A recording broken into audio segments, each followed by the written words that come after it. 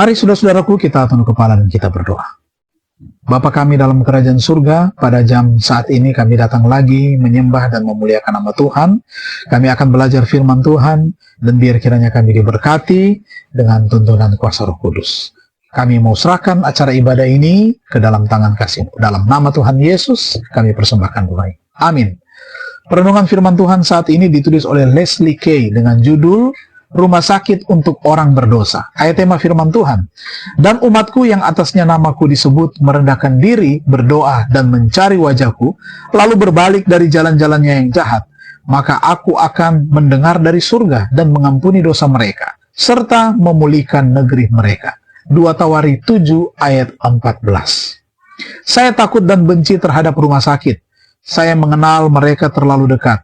Nah, sebagai seorang anak penderita asma parah di California yang berkabut, saya mengunjungi ruangan unit gawat darurat di Rumah Sakit Santo Francis secara rutin, ya sampai-sampai saya dan para perawat saling menyapa dengan nama satu sama lainnya.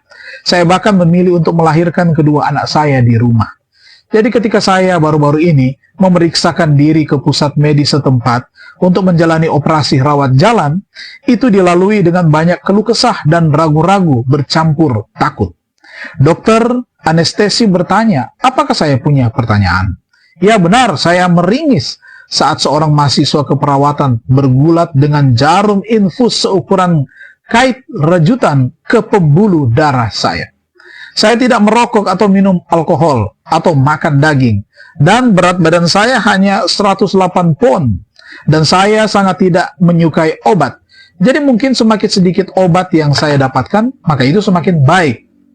Dia menjawab dengan serius, saya mengerti. Dan sebelum saya bisa menolak, dia sudah menuangkan isi spit yang tampak besar itu ke dalam jarum. Apa itu tadi? Saya bertanya dengan khawatir. Hanya sedikit obat anti cemas, dia menenangkan. Saat kepala saya mulai terasa hangat dan lembek serta ruangan menjadi terasa goyang, semua teori konspirasi yang telah saya tolak selama bertahun-tahun mengambil kemungkinan-kemungkinan baru yang menyeramkan. Pemikiran semi-rasional terakhir saya adalah mereka belum menidurkan saya. Saya masih bisa melarikan diri. Saya sering mendengar dikatakan bahwa gereja bukanlah tempat berkumpulnya orang-orang kudus, melainkan rumah sakit bagi orang-orang berdosa. Nah, saya selalu menghargai analogi itu.